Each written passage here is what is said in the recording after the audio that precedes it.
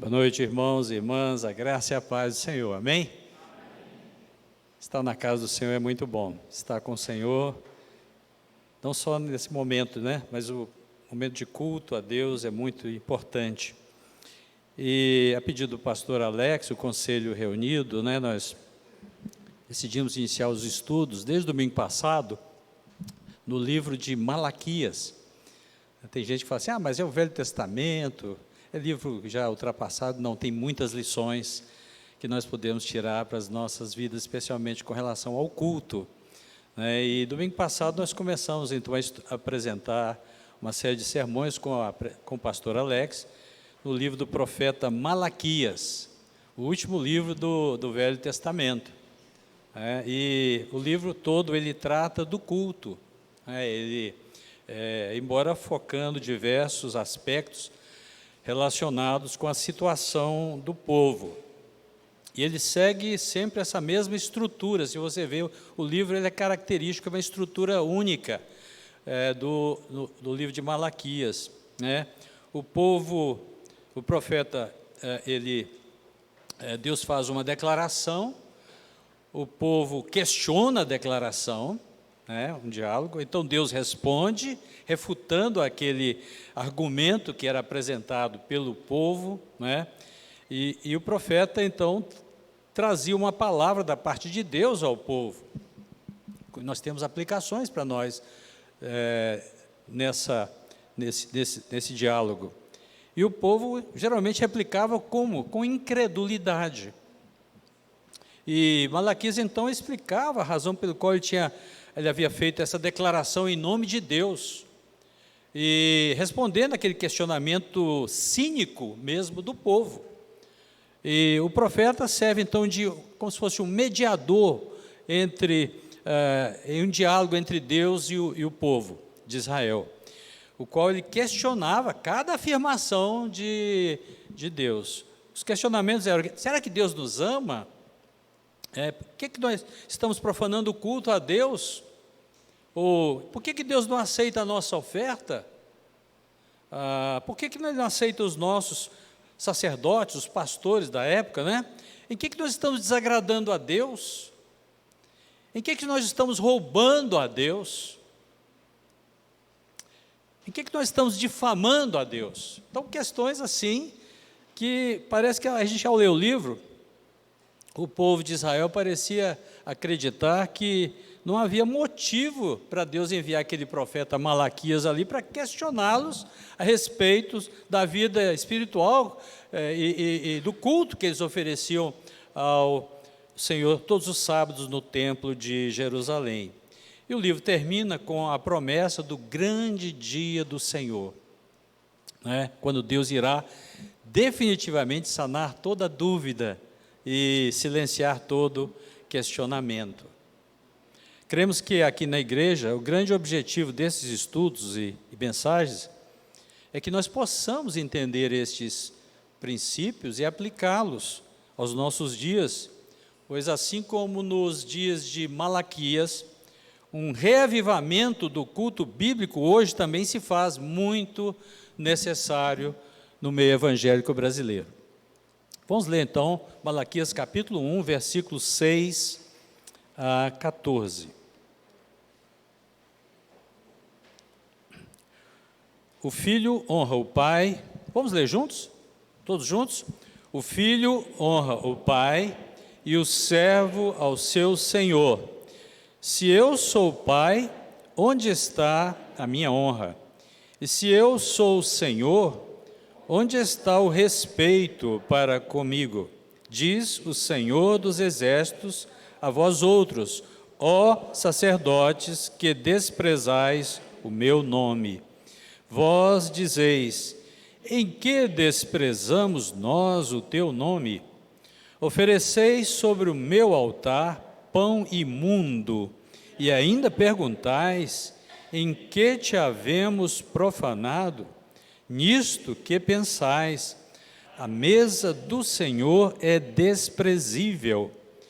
Quando trazeis animal cego para o sacrificardes, não é isso mal?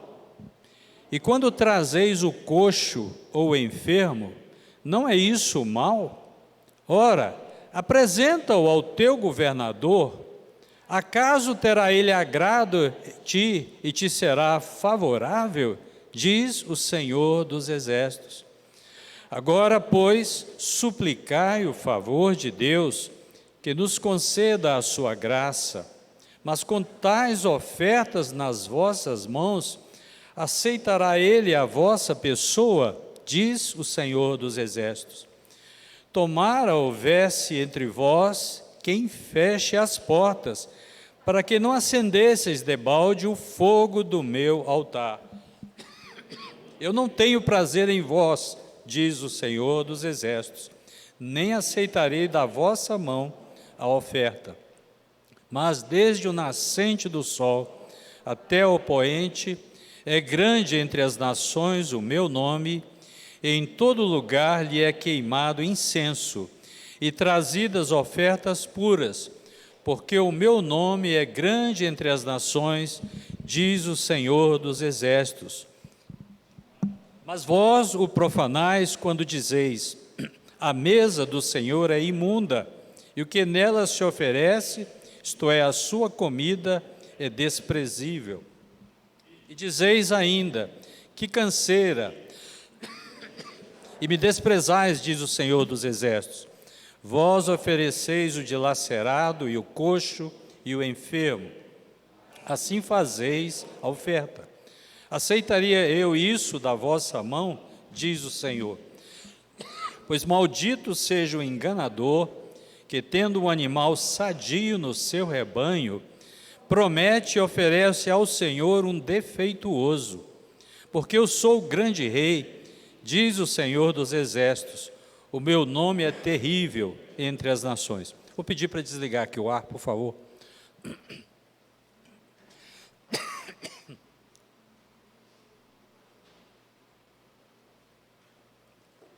Irmãos, nós vimos domingo passado que o profeta Malaquias, ele surge no cenário da história cerca de 100 anos depois que o povo havia voltado à terra prometida. Não sei se os irmãos se lembram, o povo estava no cativeiro, na Babilônia, por mais de 70 anos, né? E já havia 100 anos que eles tinham retornado do cativeiro. Já havia passado a época do profeta Ageu, Zacarias, Esdras, Neemias, né? E o próprio povo já estava se instalando ali na terra. Porém, não havia a mesma glória, não havia a mesma prosperidade de antes. E o povo, então, achava que aquelas promessas dos profetas, como Isaías, Ezequiel, e Jeremias, essas promessas não estavam se cumprindo. Que promessas? Promessas como a restauração da posse da terra, que não se concretizara, eles eram ainda dependentes do Império Persa, bem como também o templo não era mais glorioso, não era mais como na época do rei Salomão, e o templo estava em processo de construção, era muito simples o templo, e só foi reconstruído 400 anos depois, na época do rei Herodes, que fez nele aquela grande reforma ali no templo. Mas no dia de Malaquias, o templo era muito pequeno, era muito modesto, e se comparado com o anterior, então, que foi edificado pelo rei Salomão. E o povo, então, começou a fazer comparações, e com aquelas promessas que haviam sido feitas. E as coisas não estavam acontecendo, então o povo estava desmotivado. E não só desmotivado, como começaram a desanimar da sua devoção a Deus. E perderam então o zelo, perderam a motivação que tinham depois, quando eles tinham retornado do cativeiro.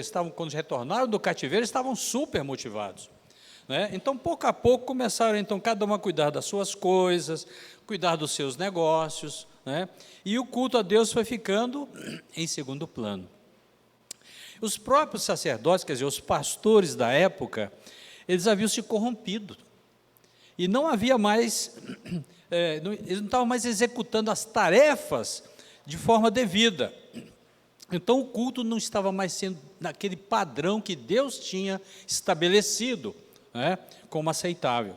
E é nesse contexto, então, irmãos, que surge o profeta Malaquias, e o mensageiro de Deus, que levantou-se naquele momento. Só chamando a atenção que os profetas, eles eram homens escolhidos por Deus para um determinado momento.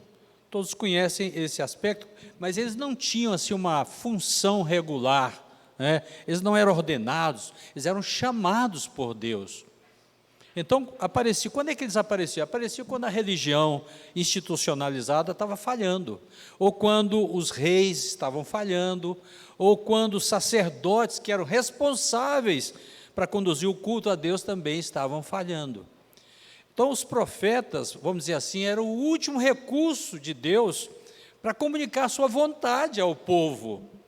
E Deus levantava os profetas que viam no poder do Espírito Santo, irmãos, na autoridade de Deus, chamando o povo ao arrependimento, chamando o povo advertindo, exortando, mostrando as consequências dos seus atos.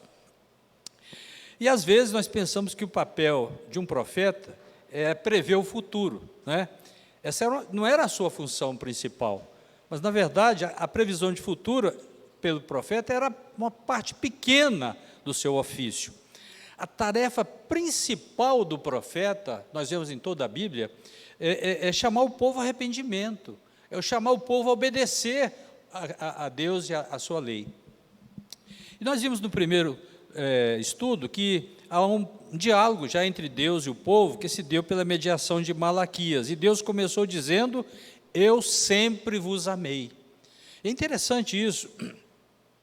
O objetivo de Deus era atrair o povo para o seu culto, mas o povo respondeu: de que maneira o Senhor tem nos amado? Nós estamos pobres, tem um jugo do inimigo aqui, o templo não voltou a ser o que era, nosso povo não voltou integralmente do exílio, uma parte ficou lá na Mesopotâmia, outra parte está lá no Egito, Onde é que estão as suas promessas de amor? Eles então mediam o amor de Deus pela prosperidade financeira, pela prosperidade política, pela prosperidade social que estava cercando eles. E a resposta de Deus, irmãos, ao questionamento do povo, foi que a prova de que dele os amou estava no fato que ele escolhera Jacó e rejeitara Esaú. Nós vimos isso domingo passado, com o pastor Alex, como é que a eleição de Deus é a prova maior do seu amor para conosco. E esse é o motivo de nós cultuarmos a Deus, de amarmos a Deus, a prova do seu amor por nós. Amém, irmãos? Nesse texto que nós acabamos de ler, nós estamos agora na frente de um novo diálogo, mais diretamente ligado com o culto a Deus. Deus diz aos sacerdotes: o filho honra o pai e o servo seu senhor. No verso 6, mas os sacerdotes não demonstravam amor, não demonstravam nenhum respeito a Deus. Então, desde o início, Deus tratou Israel como um filho amado, tirou Israel do Egito, da escravidão, deu-lhes uma herança, deu àquele povo proteção, deu àquele povo revelação, deu àquele povo missão especial. E não obstante isso, Israel ser o primogênito de Deus, ele se tornou um filho ingrato, um filho rebelde. Então Malaquias também acusa Israel de sua ingratidão inegável. Deus trata como filho, mas Israel não o honra como pai. Não houve honra, não houve respeito a Deus. É isso que o profeta Malaquias está chamando a atenção aqui. Então o objetivo principal do homem, nós sabemos, é glorificar a Deus, honrá-lo para sempre. É por isso que o culto é a essência da vida cristã. Irmãos, adoração vem antes de missão. É importante nós evangelizarmos, mas Deus vem antes. Deus vem antes do homem. Adoração vem antes de missão. O culto, então, foi deturpado. Deus foi desonrado. Então, quais foram os sinais de decadência do culto ali? Se eu sou pai, onde é que está a minha honra, diz o Senhor? Se eu sou o Senhor, onde é que está o temor a mim, diz o Senhor dos Exércitos? E vós, sacerdotes, desprezais o meu nome. Olha o verso 6 aí. Então, Deus declara que o sacerdote estava profanando e desprezando o nome de Deus. Veja a queixa de Deus. O Senhor, duas figuras então, as figuras do Pai e Senhor, né, que inspiram respeito, né, inspiram pessoas, inspiram honra. Nós temos que honrar o Pai. Ora, eu os gerei e constituí como um povo, portanto sou vosso Pai, sou vosso Senhor. Então onde está a honra que me é devida, diz o Senhor? Onde é que está o temor ao meu nome? Então duas vezes nesses versículos, Deus diz, o meu nome é grande, é temível entre as nações. Verso 11 e verso 14. Então ele era digno, Deus é digno de honra, irmãos. Mas o povo não tratava como se ele fosse digno de honra. E nós vamos ver que no livro de Malaquias, umas 6 vezes aparece a expressão o meu nome, né? O meu nome. Deus tem zelo pelo seu nome, né? Pela sua glória, pela sua reputação. Tudo isso estava sendo descartado por aqueles pastores, aqueles sacerdotes. E essa era a queixa de Deus, ele não estava recebendo a honra, não estava recebendo a glória que lhe era devida. E os sacerdotes eram os responsáveis pelo culto, né? Tudo estava sendo descartado por eles, e essa era a queixa de Deus. Ele não estava recebendo a honra e a glória que eram devidas. E o povo estava trazendo o quê? Ofertas impuras a ele. Por isso o Senhor faz esse questionamento. Irmãos, os sacerdotes tinham se corrompido doutrinariamente, moralmente, e eles faziam o contrário do que a palavra de Deus ensinava. A teologia estava divorciada da vida. O pastor Hernandes, no seu livro, diz: eles chamavam Deus de Pai e Senhor, mas não o honravam nem respeitavam como Pai. Então havia um questionamento, e é interessante que a reação dos sacerdotes é a mesma do povo de Israel. Como é que nós temos desprezado o teu nome? No verso 6. A resposta de Deus é que eles estavam profanando o culto, ao oferecer aquelas ofertas que ele tinha proibido. Eles estavam prestando um culto que não estava de acordo com o que Deus prescrevera, e também demonstrava uma atitude de tédio, uma atitude de desânimo. Eles estavam enfadados de servir a Deus. E consideravam, sabe, o culto e as ofertas como alguma coisa desprezível. É por isso que Deus que não vou aceitar esse culto que estavam prestando a Ele.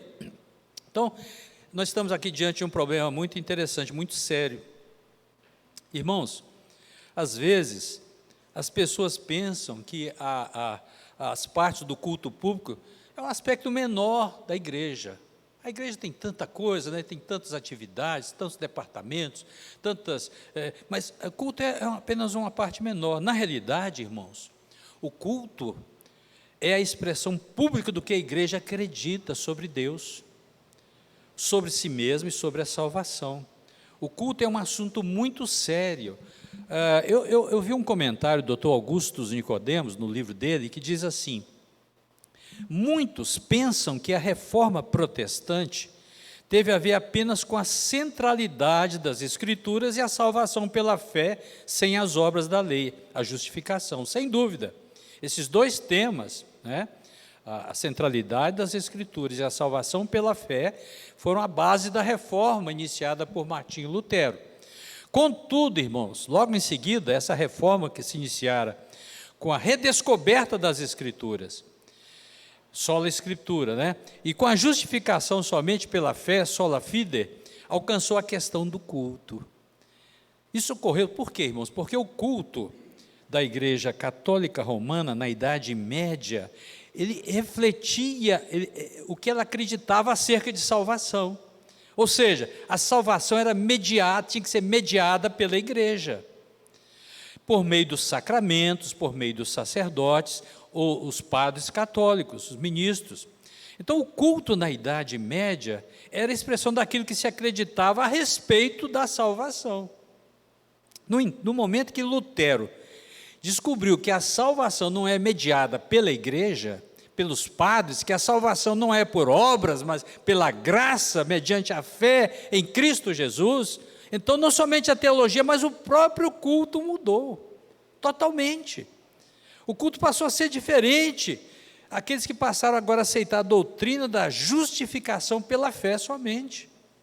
Irmãos, acabaram-se aquelas expressões no culto que refletiam aquele conceito completamente equivocado de salvação que era sustentado pela igreja de Roma. E o culto passou a ser simples. As imagens de anjos, que eram considerados mediadores, foram descartadas. Todos aqueles rituais por meio dos quais supostamente se alcançava graça, foram eliminados da igreja. Então o culto tornou-se simples, e Deus passou a ser o centro de adoração. Então nós vemos que o culto é importante, ele é a parte mais importante daquilo que nós fazemos para Deus na igreja, como igreja. Infelizmente, irmãos, muitos hoje não têm olhado para o culto com essa perspectiva, com essa seriedade. Só tem feito isso, a igreja só vai perder com isso. E é justamente de uma perspectiva errada em relação ao culto que vai falar aqui o livro de Malaquias, quando Deus se queixa de que os sacerdotes estavam profanando e desprezando o culto. E a resposta cínica dos sacerdotes é essa: como é que nós temos desprezado o teu nome? O verso 7, como que temos te profanado? Irmãos, não havia razão para eles fazerem essa pergunta, porque os sacerdotes e os levitas, eles eram instruídos sobre como agir no templo, eles viviam em função disso. Irmãos, eles sabiam muito bem que tipo de ofertas tinham que ser trazidas para Deus, que tipo de disposição deveriam ter. Eles não estavam realizando essas funções como eles deveriam fazer. A resposta então dos sacerdotes era capciosa, era cínica, e refletia aquele estado espiritual, não só do povo, mas deles também. E aí vem a resposta de Deus. Em primeiro lugar, Deus vai dar a prova de que eles estavam desprezando o culto. E vamos iniciar com a resposta de Deus a essa pergunta. Verso 7. Ofereceis alimento impuro sobre o meu altar e ainda perguntais: como temos te profanado, quando dizeis que a mesa do Senhor é desprezível? Então, para entendermos essa acusação de Deus, irmãos, contra os sacerdotes, nós precisamos voltar um pouquinho lá no Antigo Testamento, e vamos lembrar qual que era a função do sacerdote no culto a Deus. O culto a Deus no Antigo Testamento, em parte, era composto por diversos tipos de ofertas. Eles eram trazidos ao templo pelos israelitas, Deus estabelecera leis, estabelecera sacrifícios. Agora, qual que é o objetivo dessas leis? Qual que é o objetivo desses sacrifícios? Preparar a nação de Israel para a vinda futura do Cordeiro de Deus, que tira o pecado do mundo e seria sacrificado pelo próprio Deus na cruz, como em holocausto definitivo, em prol daquele povo, do povo de Deus. Então, todos aqueles sacrifícios do Antigo Testamento, irmãos, era uma figura, era um tipo do sacrifício maior que o seu Filho, Jesus Cristo, haveria de fazer em prol dos pecados pelo seu povo. E esse sacrifício foi único, irmãos. Esse sacrifício de Cristo anulou, de uma vez por todas, todos os outros sacrifícios.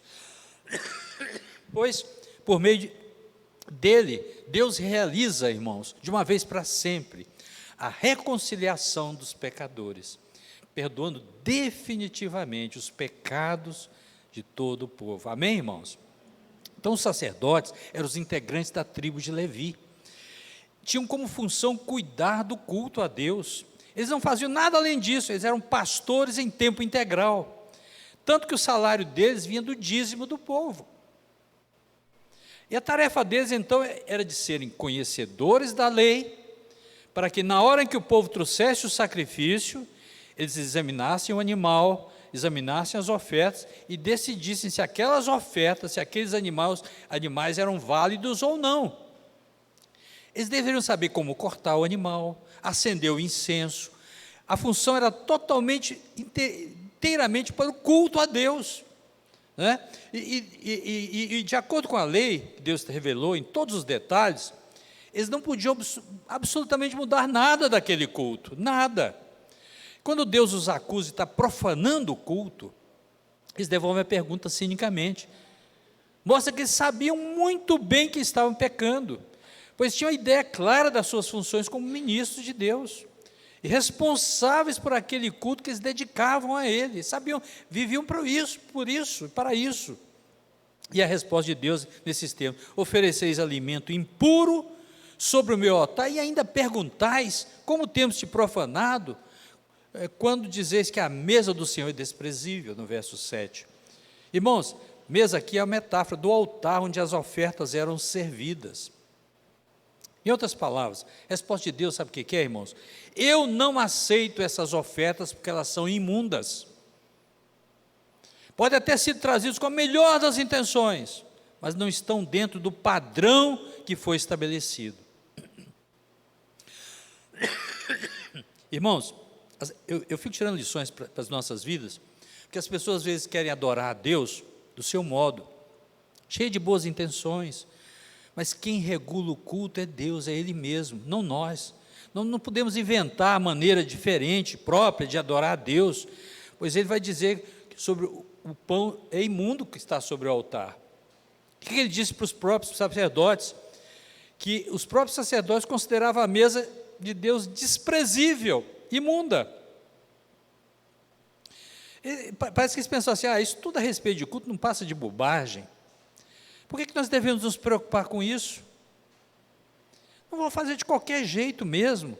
O templo já não é mais o mesmo, não tem mais aquela mesma glória lá dos dias de Salomão. Eu vou fazer do jeito que der.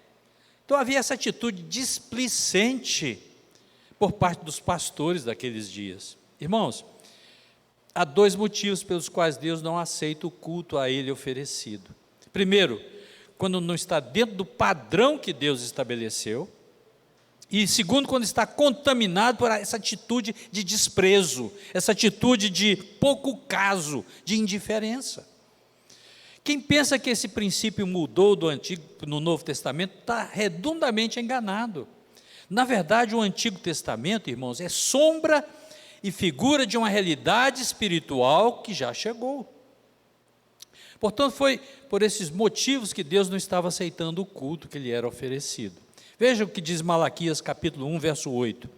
Os animais que estavam trazendo eram cegos, coxos e enfermos.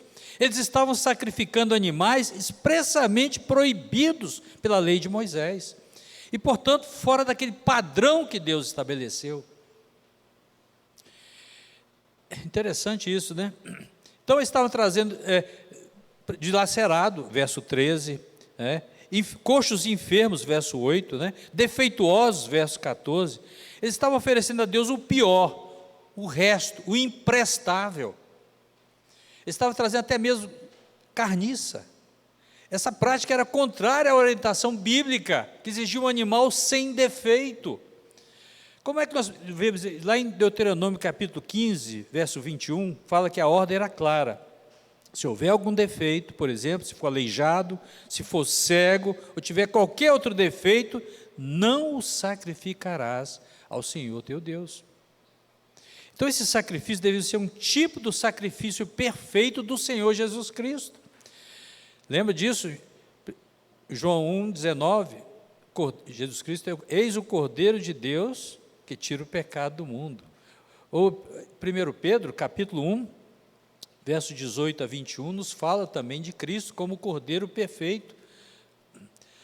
Diz assim o texto: sabendo que não foi mediante coisas corruptíveis, prata, ouro, que fossem resgatados, mas pelo precioso sangue, verso 19, como de cordeiro, sem defeito e sem mácula, o sangue de Cristo. Irmãos, mas sabe o que eles pensavam naquela época? Para Deus qualquer coisa serve, qualquer coisa serve. Estavam retribuindo o amor de Deus com descaso. E Malaquias faz até uma comparação, dizendo a eles que apresentem esse animal aí para o governador, para ver se ele aceita. Quem era o governador? O governador era a autoridade que morava em Jerusalém e representava o domínio persa ali. Era uma pessoa importante, da mais alta patente naquele local lá em Jerusalém. Ele era honrado o tempo todo. Então Deus diz: esse animal que trouxeram para me oferecer, experimentem levar lá no palácio, dá para o governador para ver se ele aceita, se ele vai se agradar dessa oferta de vocês. Olha, se ele é um homem como vocês, não aceita esse presente, como é que vocês querem esperar que eu, o Senhor Deus, aceite isso? No capítulo 1, verso 9, nós vemos Deus lançar um desafio ao povo e aos sacerdotes, diz assim: suplicai agora o favor de Deus, para que tenha compaixão de nós. Com esse tipo de oferta, será que Ele vos atenderá? Pergunta o Senhor dos Exércitos. Então Deus lança um desafio: tragam esses animais aqui para mim, com uma expectativa que eu vou aceitá-los, dizendo: ó Deus, estou trazendo uma oferta pelos meus pecados, pela minha gratidão, eu estou ofertando por isso, por aquilo. Senhor, aceita a minha oferta. Façam esse teste para ver se eu agrado de vocês. Tragam a mim o que é de segunda mão e vejam se eu vou aceitar o seu culto. E Deus está divertindo ao povo: tragam ofertas e prestem culto, que estejam em desacordo com aquilo que eu ordenei, esperem para ver se eu serei favorável a vocês. E Deus também declarou, verso 10, eu não tenho prazer em vós, nem aceitarei a vossa oferta. Por que ele dizia isso? Irmãos, imagina, você tem hoje uma criação de ovelhas, e você precisa levar a sua oferta a Deus. Então você olha para o pasto, vê aquela ovelha bonita, gorda, não tem nenhum defeito naquela ovelha, o orgulho ali do seu rebanho, né? E pensa: eu vou matar um animal como esse para oferecer em sacrifício? Por que eu não posso levar aquela, tem aqui uma ovelhinha cega ali, e aquela outra está manca ali, então eu encontrei no campo uma ovelha, coitada, aquela ali está morta, foi dilacerada por um urso ou por um leão, será que eu não vou poder oferecer esse animal morto? Afinal de contas, a vida está tão difícil. Ele vai lá e mostra para o sacerdote. O sacerdote devia dizer: não, meu filho, você tem que trazer para Deus o melhor. Deus não aceita esses animais defeituosos como oferta. No entanto, sabe o que está acontecendo? O povo está sendo apertado financeiramente, né? Viu aquele momento de desânimo, então ele levava para Deus os animais piores do rebanho, que não serviu mais para nada. Eu vou dar para Deus. E davam a ele o que custava menos, o refúgio para Deus. Qual era o dever dos sacerdotes? Na hora que o indivíduo chegasse com esse animal, o sacerdote deveria dizer com firmeza: isso aqui não serve, não está de acordo com o padrão que Deus estabeleceu. Mas sabe o que o sacerdote fazia? Você só tem isso, meu filho? Não tem nada melhor, não? Não, não tem não, dizia o indivíduo. Então vou oferecer isso mesmo, Deus não vai se importar, não vai acabar aceitando. O que importa é o que nós estamos fazendo, o que vale a intenção. É a boa intenção, né? Em seguida, então, ele colocava o animal, que Deus disse que não aceitaria, sobre o altar. Irmãos, a questão não é que Deus não fosse sensível àquela situação daquele israelita, mas era uma questão de princípio. E esse princípio nós temos na Escritura, irmãos, não somente em Malaquias, em toda a Escritura. Qual que é o princípio? Deus quer que o seu povo priorize, que dê a ele o melhor, que o ame em primeiro lugar, que as coisas de Deus tenham um lugar de honra nas nossas vidas. Amém, irmãos? Portanto, o problema não era o animal em si, mas o que ele representava naquele momento. Os sacerdotes tornaram-se então cúmplices do povo em rebaixar o nível do culto que era prestado. E Deus considerava isso como uma falta de respeito, uma falta de honra, como desobediência. Portanto, Deus dá provas que eles estavam desprezando o culto. Em segundo lugar, Deus disse que não aceitava aquele tipo de culto, não. Diz assim: quando o culto não é aceitado, é melhor fechar a porta da igreja. Mais espantoso é que Deus diz no verso 10: se houvesse entre vós alguém que fechasse as portas, para que não acendesses em vão o fogo do meu altar, eu não tenho prazer em vós, nem aceitarei a vossa oferta, diz o Senhor dos Exércitos. Irmãos, Deus prefere a igreja fechada a um culto hipócrita.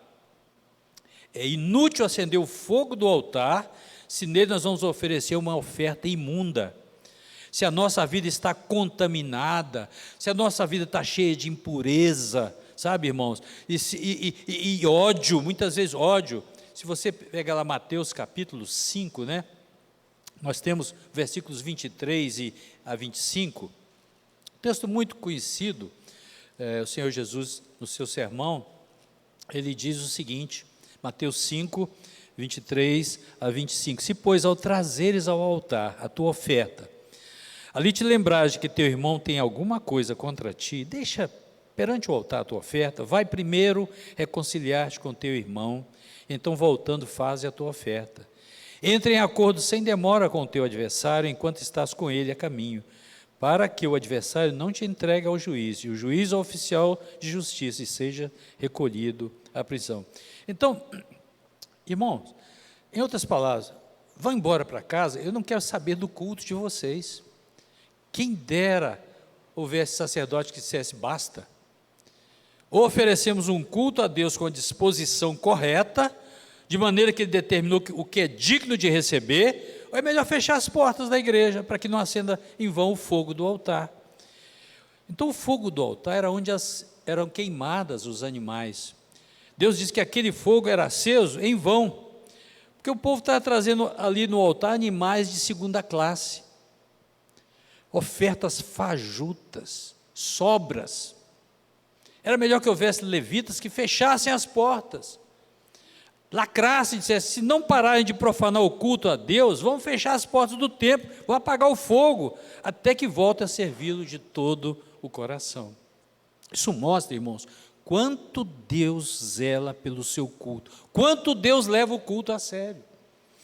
Deus diz que não aceita aquelas ofertas, porque elas não estavam de acordo com a sua vontade. E depois expressa o desejo de quem fechar, é bom que se houvesse alguém que fechasse a porta do templo. Deus não tem prazer no ofertante, Ele não aceita oferta, Deus rejeitou a oferta. Sabe por quê? Porque primeiro Ele já rejeitou o ofertante. Lembra de Caim? Gênesis 4, de 3 a 5, diz assim, aconteceu que no fim de uns tempos, trouxe Caim do fruto da terra uma oferta ao Senhor. Abel, por sua vez, trouxe das primícias do seu rebanho e da gordura deste. Agradou-se o Senhor de Abel e da sua oferta, ao passo que de Caim e de sua oferta, não se agradou. Irou-se, pois, sobremaneira Caim e descaiu-lhe o semblante. O profeta Samuel também diz que obedecer é mais importante do que sacrificar. 1 Samuel 15, 22.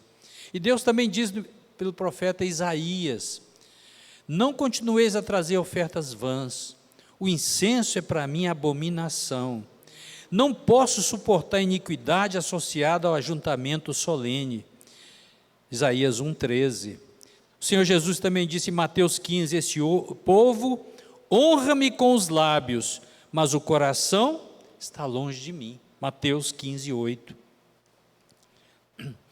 em seguida, irmãos, a forma que haverá um dia que o culto será de acordo com a vontade de Deus. Mas o meu nome é grande entre as nações, do Oriente ao Ocidente. Olha o verso 11, capítulo 1, verso 11 de Malaquias. Em todo lugar oferece o meu nome incenso e uma oferta pura, porque o meu nome será grande entre as nações. Deus está dizendo aqui, olhem, eu não me agrado do culto de vocês, mas um dia eu vou receber o respeito do que eu sou digno e a honra que eu mereço. Meu nome será honrado e respeitado por todas as nações. Irmãos, chegará um dia em que o meu culto se espalhará por todo o mundo e receberei a glória que me é devida. Consequentemente, esse versículo 11 está apontando para aquele grande dia que Cristo voltará e o seu povo, formado por pessoas de todas as raças, tribos e nações, será unido a Ele, viveremos em culto eterno a Deus. E Deus volta a dizer que o culto que eles estavam oferecendo era uma profanação, versos 12 e 13. Então no final, Deus volta a dizer que o culto de Israel é uma profanação. Irmãos, porque os sacerdotes estavam enfadados do seu ofício, traziam de qualquer jeito as ofertas ao Senhor, mas isso só não acontecia naquela época não, irmãos. Há muitas pessoas hoje que já não suportam oferecer culto a Deus. Tem pessoas que vinham muito tempo à igreja e sumiram, estão entediadas. Hoje estão enfadadas de vir ao culto, sabe? Às vezes quando vem é uma rotina. Já não suporta oferecer culto a Deus. O coração não está mais no ministério. Quantos pastores se afastaram da igreja, envolvidos com outras coisas, né? O amor esfria, a paixão que lhes queimava o coração está extinguida. Mas Deus conhece os corações, diz que não vai aceitar esse tipo de culto do seu povo. Esse culto não é digno dele, não interessa. Seria melhor que fechasse o templo, apagasse o fogo do altar. Irmãos, que lições nós podemos tirar quando nós desprezamos o culto divino? A gente sente canseira, não tem nem alegria em vir para a igreja. Quando fazemos as coisas de Deus na contramão da sua vontade, a gente encontra enfado, né? Não encontramos comunhão, achamos o culto cansativo, há uma grande desilusão. O pecado, irmãos, cansa, pecado cansa. Fazer a obra de Deus relaxadamente cansa. Um culto sem fervor espiritual cansa. Quando o culto é desprezado, uma pessoa vem à igreja e fica enfadada, nada lhe agrada, a mensagem até perturba, os cânticos, não, são chatos, a pessoa está enfastiada, o culto passa a ser um tormento. Sabe, irmãos, nós precisamos ter a motivação correta no culto, irmãos, tudo deve ser feito para a glória de Deus. 1 Coríntios 10, 31, portanto, quer comais, quer bebais ou façais outra coisa qualquer, fazei tudo para a glória de Deus. 1 Coríntios 10, 31. Há um perigo da gente ficar cansado de Deus. Isaías 43, versos 22 e 23 diz: contudo não me tens invocado, ó Jacó, e de mim te cansaste, ó Israel. Irmãos, a geração de Malaquias estava bocejando no culto, sabe? Resmungando acerca da duração do culto, dizer, mas que canseira. E Deus termina, irmãos, amaldiçoando o enganador, aquele que pretende prestar culto a Deus, prometendo algo, mas não faz como deveria. Veja o verso, a última parte da passagem, no verso 14, na qual Deus amaldiçoa esse adorador que tenta enganá-lo. Maldito seja o enganador, que tendo animal macho sem defeito no seu rebanho, promete oferecê-lo, mas sacrifica ao Senhor um animal defeituoso. Pois eu sou o grande rei e o meu nome é temível entre as nações, diz o Senhor. Essa é uma lição maravilhosa para cada um de nós, irmãos. Eu tiro essa lição para a minha vida. Deus amaldiçoa aquele que, tendo condições de dar o melhor, de oferecer o que agrada a Deus, não é só o dinheiro, é o tempo, é os seus talentos, é a sua vida, promete fazê-lo, todavia, sabe quando que ele se lembra só de Deus?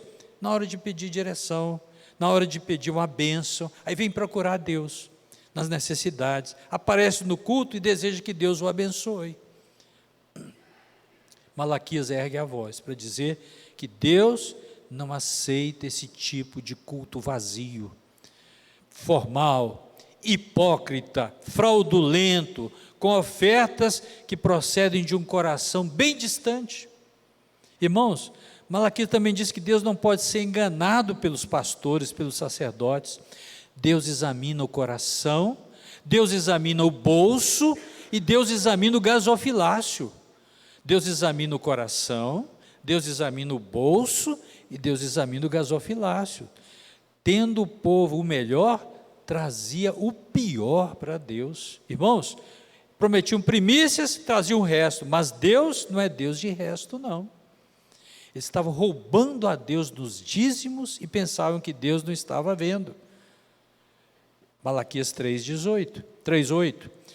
O pastor Hernandes, no seu livro, ele cita o pastor Dionísio Peipe. Dionísio Peipe esteve no Brasil, numa época que eu participei da ABU, e ele escrevia muito, e ele diz nos seus livros que é possível, Dionísio Peipe diz que é possível contribuir com a obra de Deus e ser um enganador. É forte isso, né? É possível você estar contribuindo com a obra de Deus e ser um enganador. De forma semelhante, lembra de Ananias e Safira, irmãos? No Novo Testamento, na igreja primitiva, tentaram enganar Deus. Retiveram parte do dinheiro e disseram, não, nós estamos todo o dinheiro, está tudo aí. Eles podiam ter dado muito menos naquela oferta, mas foram dizer que estavam dando tudo. estavam mentindo. Por isso eles foram sentenciados à morte. Satanás encheu o coração deles para mentirem ao Espírito Santo. Está em Atos, capítulo 5, depois você pode ler essa passagem. Irmãos, muitos ainda hoje tentam enganar a Deus, trazendo ao altar aquilo que eles dizem que é o dízimo, mas Deus está vendo. Deus não é cego, não. Ele está vendo que o valor que eles depositam no gasofilácio não é todo o dízimo. Eles sonegam, subtraem o que é de Deus e pensam que podem enganar a Deus e sair ilesos. Reter mais do que é justo, irmãos, é perda. É receber salário para colocá-lo num saco furado. Ninguém pode enganar a Deus, Ele tudo vê e a todos sonda. A Bíblia diz que Jesus viu aquela mulher viúva. Lembra daquele texto? Jesus viu a mulher viúva trazendo a sua oferta ao gasofilácio. Está lá em Marcos capítulo 12, versículos 41 a 44. E Jesus afirmou que ela deu mais do que os ricos, que depositavam grandes quantias. Por quê? Porque esses ricos deram sobra. Mas aquela viúva deu tudo o que ela possuía. Jesus ainda continua olhando o povo, quando ele vem depositar os dízimos e as ofertas no gasofilácio. Ele ainda sonda os corações. Aquela viúva pobre deu mais que os ricos, porque ela trouxe uma oferta sacrificial, não foi sobra. Deus não aceita sobras, Ele requer primícias. Esse princípio, irmãos, não é só em Malaquias, é em toda a palavra de Deus. E ainda hoje, esse gasofilácio é um termômetro que mede a temperatura espiritual da igreja.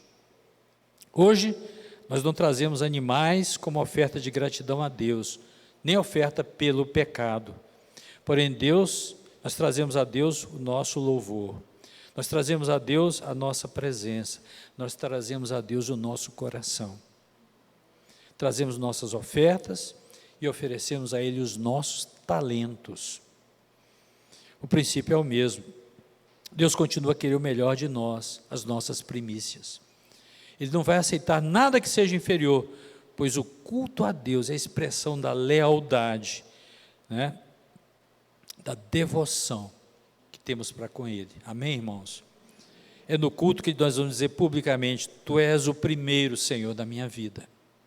Tu és o meu Pai, Tu és o meu Senhor. Eu estou aqui para te respeitar, eu estou aqui para te honrar, para te dar o melhor de mim, daquilo que eu tenho.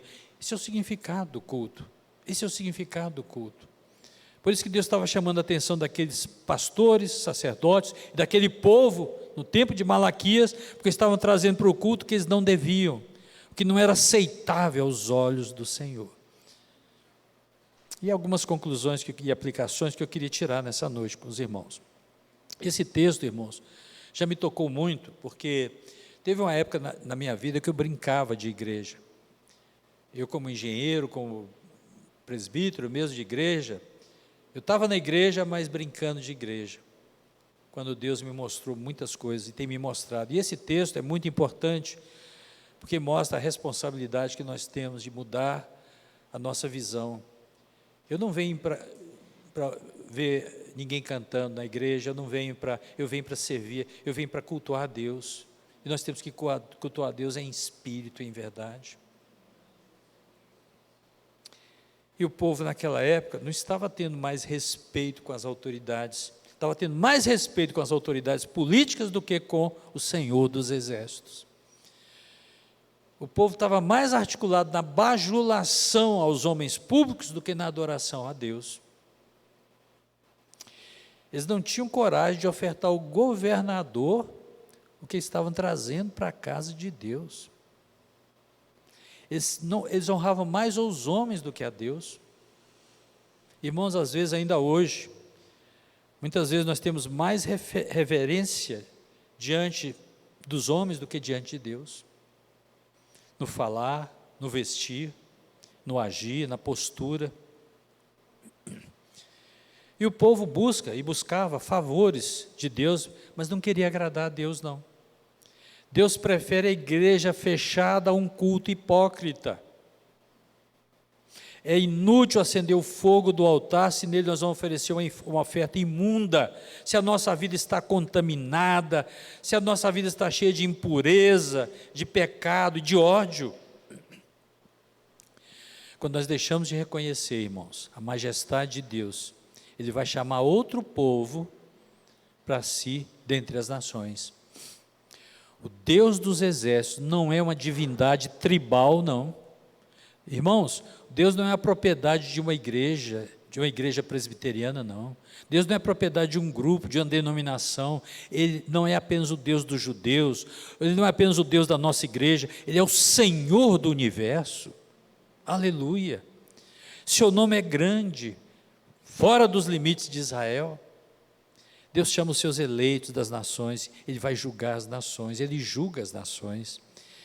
Israel rejeitou, mas não frustrou o seu plano, porque Deus formou para si um povo santo, e o comprou com o sangue de Cristo. Aleluia. Apocalipse 5:9. Todos quanto receberam a Cristo, Ele deu-lhes o poder de ser chamados filhos de Deus. Em resumo, o que nós precisamos fazer para prestar um culto que agrade a Deus? O primeiro passo, irmãos, é termos esse espírito correto de culto, é nos conscientizarmos de quem é Deus.